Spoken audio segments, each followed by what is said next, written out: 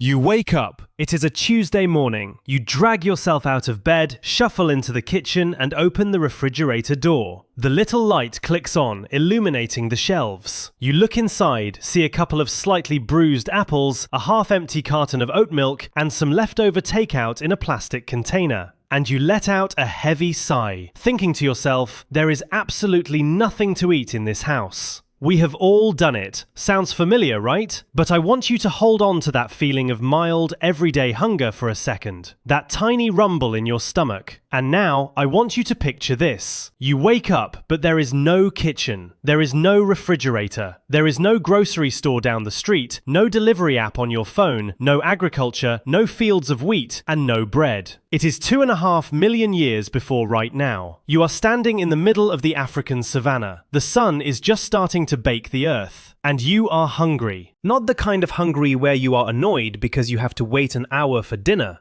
We are talking about an all-consuming, desperate, cellular demand for fuel. Because inside your skull is a brain, and even in its early evolutionary stages, that brain is a biological furnace. It is a greedy, relentless engine that burns through roughly 20% of every calorie you consume just to keep the lights on. It does not care if you are tired.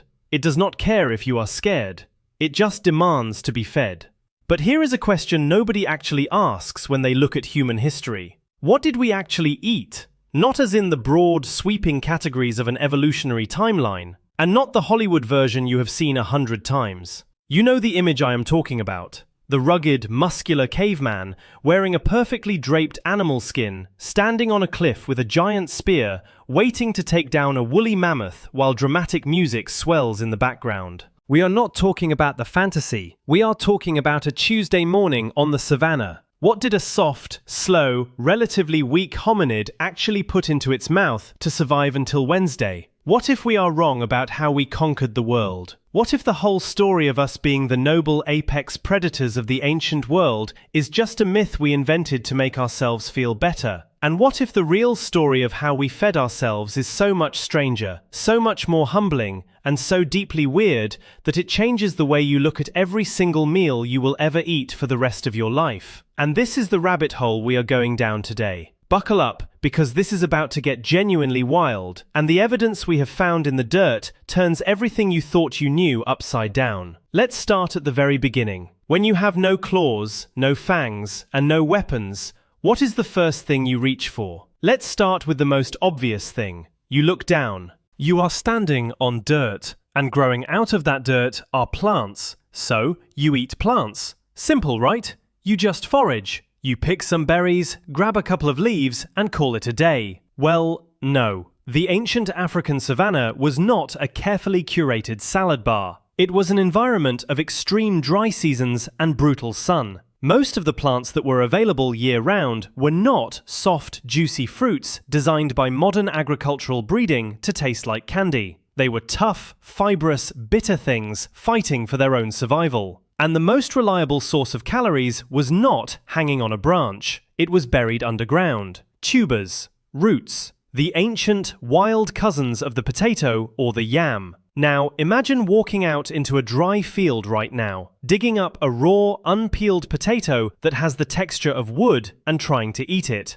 That was the reality for early hominids like Australopithecus. Anthropologists like Richard Wrangham from Harvard University have spent years studying the mechanics of early human diets, and the numbers they come up with are staggering.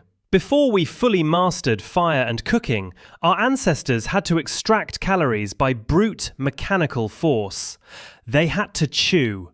And I do not mean chewing for a few minutes, I mean chewing as a full-time occupation. Chimpanzees today, who share a lot of dietary similarities with our earliest ancestors, spend up to 6 hours a day just chewing. 6 hours! Imagine clocking into your job at 9 in the morning and your only task until 3 in the afternoon is to rhythmically crush fibrous roots with your molars, just to extract enough raw starch and water to not die. It was exhausting. In fact, if you look at the fossilized skulls of some of our distant hominid cousins, like Paranthropus boisei, they look completely alien. They had massive flaring cheekbones and a bony ridge running over the top of their skulls called a sagittal crest. You know what that crest was for? It was an anchor point for jaw muscles. Muscles so thick and powerful that they warped the shape of the skull itself. They were walking, breathing nutcrackers. They evolved to grind through tough vegetation and roots day in and day out. But you cannot build a massive, complex brain on a diet of tough roots alone. You need fat. You need dense energy. You need protein. So here is where it gets interesting, and a little gross, depending on how you feel about what I am about to say. If you cannot run down a gazelle and the roots take 6 hours to chew, where do you get your protein? You do not look at the horizon, you look under a rotting log. Bugs, grubs, termites, insects. I know, people in modern cities will pay $30 for a highly processed tub of whey protein powder, while our ancestors just found a termite mound. Back in the 1960s, the legendary primatologist Jane Goodall shocked the world when she observed chimpanzees stripping the leaves off twigs, poking them into termite mounds, and pulling them out covered in insects, which they would then eat like a crunchy protein snack. It was a massive scientific breakthrough because it proved animals used tools. But it also pointed a massive arrow right at our own past. There is zero doubt that our early ancestors did exactly the same thing. Insects are incredibly nutrient-dense. A handful of fat, juicy grubs plucked from a decaying tree contains a massive payload of fat, protein, and essential minerals. No running required, no spears, no risk of being gored by a mammoth. Just you, a stick, and 1,000 tiny, crawling snacks.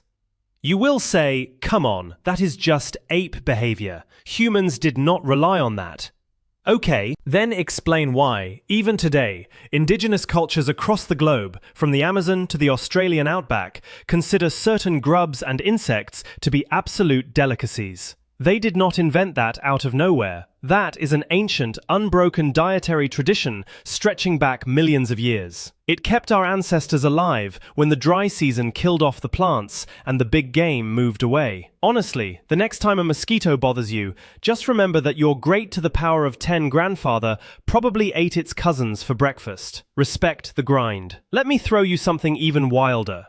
Let's say you do want to branch out. You see a bush with bright red berries, or you find a strange bulbous mushroom growing at the base of a tree. You are starving. Do you eat it? We buy our food with labels. We have the FDA. We have centuries of botanical science telling us exactly what is edible and what will stop your heart in 4 minutes. Early humans had nothing. Every single plant in the wild is basically engaged in chemical warfare. Plants do not want to be eaten. They cannot run away, so they synthesize toxins, cyanide, alkaloids, heavy tannins. This means that early human foraging was a terrifying game of biological Russian roulette. How did we learn that you can eat this leaf, but only if you boil it? How did we learn that cassava contains cyanide, but if you grate it, soak it, and dry it in the sun, it becomes perfectly safe? Science can describe the chemical process of detoxification, but it cannot crawl inside the experience itself. The honest answer is, we don't know exactly how they figured it out, but logic dictates a very dark reality. We only know what is poisonous because somebody, at some point in deep history, ate it and died. Sit with that for a second. There is an invisible, forgotten graveyard of our ancestors who took a bite of a toxic mushroom or swallowed a poisonous berry so that the rest of the tribe could watch, learn, and pass down the knowledge. Do not eat the red ones. Grog ate the red ones, and Grog did not wake up. It was an intergenerational database of survival, built on trial, error, and sacrifice. They had no writing. They had no textbooks. They just had memory and observation. The fact that humanity managed to map the edible world through sheer blind testing without going completely extinct is frankly a miracle of resilience. Okay, that is settled. We ate roots, we ate bugs, and we dodged poison. Now forget everything I just said because we need to talk about the meat. If you open almost any older textbook or visit a natural history museum built before the year 2000, you will see a very specific narrative. The narrative is called the man-the-hunter hypothesis. It really took off in 1968 at a massive scientific symposium in Chicago,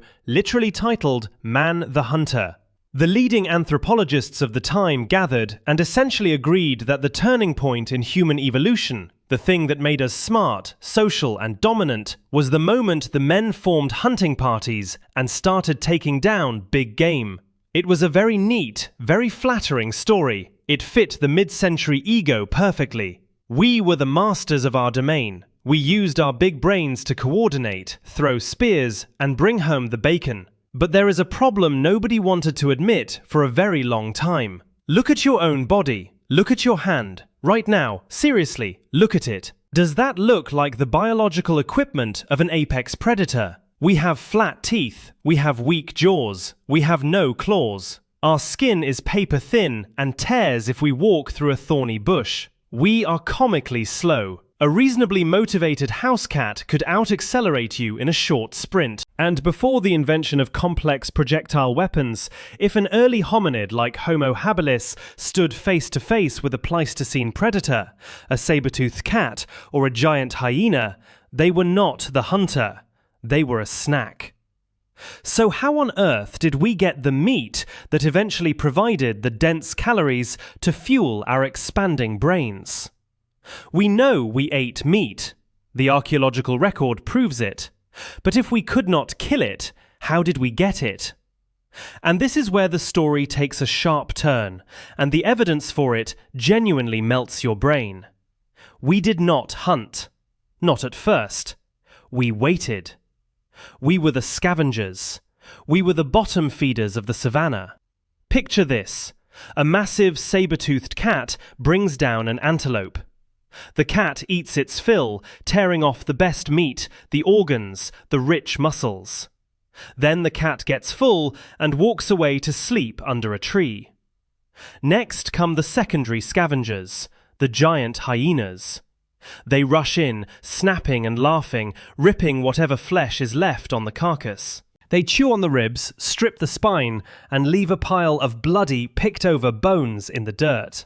And then, hiding in the tall grass, waiting for the coast to be completely clear, comes the hominid. You rush out into the open. Your heart is pounding out of your chest. You look at the carcass. There is almost no meat left. The lions and the hyenas took it all. But they left the big, thick leg bones. And here is the secret weapon of humanity. A lion's teeth cannot bite through the thickest femur of a large herbivore. A hyena's jaw is strong, but even it struggles with the dense center of an elephant or rhino bone. But you have hands, and you have a rock. Back in the 1990s, scientists began looking incredibly closely at animal bones found at sites like Olduvai Gorge in Tanzania, dating back around 2 million years. They looked at the bones under electron microscopes, and what they saw changed the entire story of human evolution. They found cut marks from stone tools on the bones, but they also found teeth marks from large carnivores. And here is the absolute plot twist. The stone tool cut marks were on top of the carnivore teeth marks. Yes, exactly that. Let that land.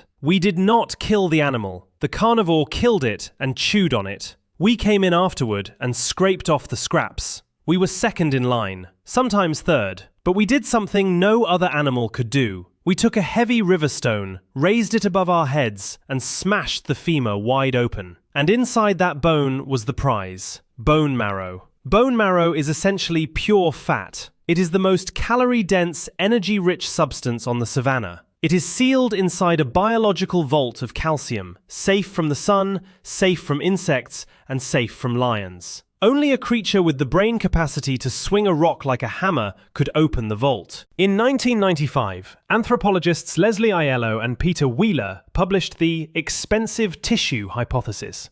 They argued that the human brain and the human gut are both metabolically expensive organs. You cannot have both. As long as our ancestors were eating tough, fibrous plants, they needed a massive digestive tract to process it. But once we figured out how to smash bones and eat marrow, pure, easily digested, high-octane fuel, our guts could afford to shrink. And the energy saved was redirected upward, to the brain. A little brighter, then a little brighter, and a little brighter still. The rock smashed the bone, the marrow fed the body, and the brain grew large enough to eventually invent the wheel, the printing press, and the rocket ship. We literally built human civilization on the garbage left behind by lions. Honestly, I get stuck on this fact every single time. It is brilliant.